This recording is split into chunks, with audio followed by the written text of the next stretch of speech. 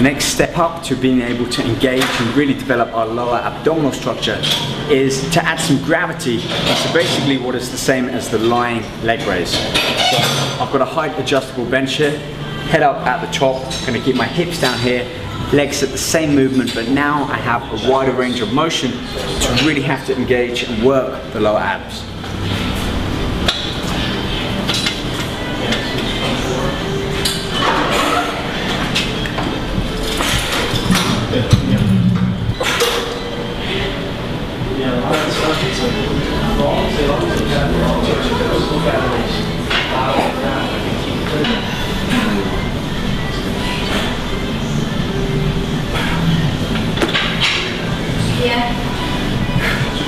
Same principles apply. Tempo, we're keeping momentum out of the equation here and focusing on that deep breathing and contracting the abs up at the end. Secondly, form and technique. Both my knees and my arm position are fixed, therefore the only thing that's really moving are my hips and the lower abdominals. Think of it like almost in a cocoon, fetal position. Elbows up by my temple, that keeps my arms fixed and keeps the abdominal muscles down here constantly tensed, which helps add to the intensity of the exercise. Breathing again, exhaling as you come up. I really can't stress the importance, especially as you step up the advancement level, breathing has on actually engaging the abdominals and helping you increase that muscular contraction. 15 to 30 reps on here, and if you need to, take a short break, 5 seconds back on and try and complete at least 2 if not 5 more reps after that. Alright, let's move on and now hit the lower and side obliques. Next exercise is the high cable wood chop. This is a classic favorite of mine, and adding that resistance, taking it through a constant range of motion, really keeps maximal contraction on these internal, external obliques, the V-sectional abs that really work by rotating the core. So this is a step up from, I think, the seated medicine ball rotation, where we have a fixed object moving it around the core. This time, again, we're fixed, but we have this constant resistance that's always the same. Basically, we have no sticking point, which means it's a lot more fluid, keeping those muscles engaged. Okay, the outer arm goes on last. Arms bent, got a moderate weight on here. It's not too heavy because really it's my obliques doing the work and nothing else.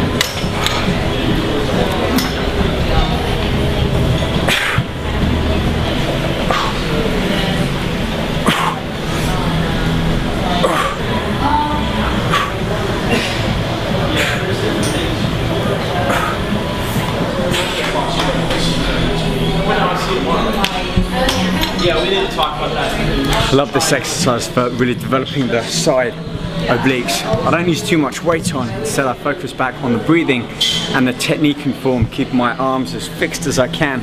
I'm not bending them, my arms aren't doing this, and I'm keeping my hips, my waist as fixed as possible.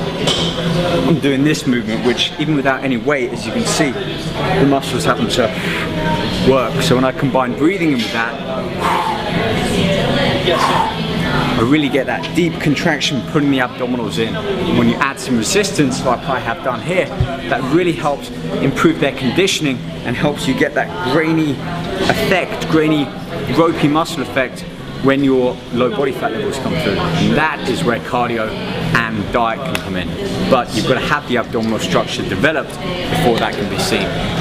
Now, I've worked one set of the obliques. Now I'm going to work the opposite direction and switch the handle from high to low, basically using the same weight, but now I've got gravity going against me.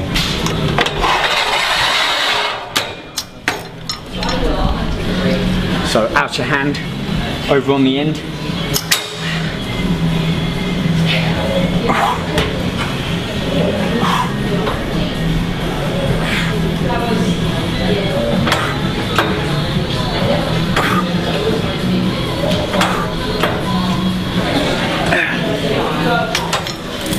Same principles apply, keeping the arms fixed and rotating around my waist, keeping that fixed as I exhale and focus on squeezing the muscle at the end. That means a slight pause and break in momentum. Right, moving on from the rotational portion of this ab circuit, I'm now going to take the cable pulley back up to the top and focus on some high cable pull downs to really start to engage and bring in my intercostals here. And with that slight rotation, it's another dynamic, another factor, variable that I'm changing in the ab circuit to help increase the intensity and help further condition and train my abs. Let's get it set up. Now, a few modifications to this exercise. I'm going to remove the handle and take the weight up. Reasons for that: I'm going to hold the ball here. A, it keeps my wrist, elbow and shoulder all in line instead of having a handle to pull down on. I'm actually engaging more of my obliques this way. Secondly, because of the height of this, if the handle were here, I'm not getting full contraction or lengthening of my abs. So by taking the ball up to the top, I can get that full range of movement. And then I've added the weight, increasing the intensity, because now I'm only naturally flexing my abs. I'm not having to bring that weight outwards, away from that gravity. So, same principles, technique, form, breathing, and control.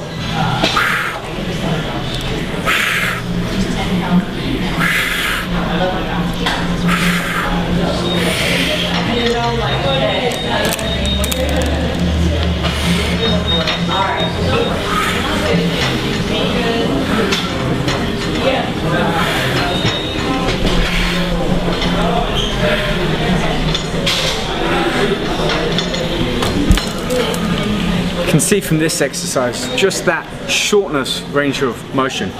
It's from here, it's how much I'm moving. I'm not coming all the way down here. The purpose of this exercise is not to flex your body to the side as much as you can. It's again that contraction with that breath out and that slight rotation to get these lower muscles working. See? If I was just to go up and down, they're engaging, but not as much as that twist. That elbow comes down and slightly backwards, kind of like you're drawing a J backwards with your elbow. See these pull in?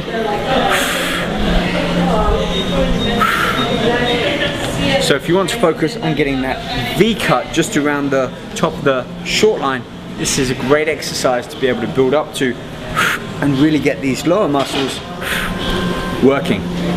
Okay, on with the final exercise of this particular ab circuit, and for that I'm going to head back over to the decline bench and start to pull in my upper abdominals combined with the lower section again.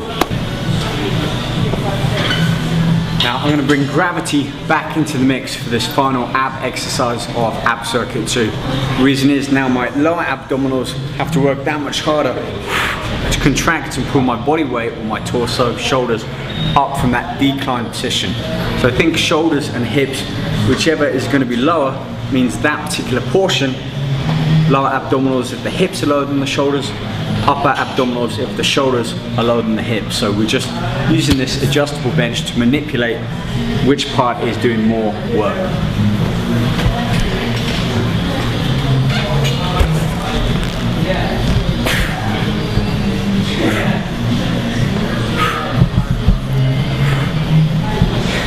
It really does make a difference how high or low the shoulders are in relation to where the hips and how the abs are having to contract. I'm only about 20 degrees lower than my hips there, yet that little extra movement, now that my abs have to be stretched out that tiny bit farther as I go down, means they're having to work much harder than if I was just simply laying flat or adding resistance to that same movement. So there's another tip. Instead of simply trying to add heavier weights through the exercise, think about the range of motion.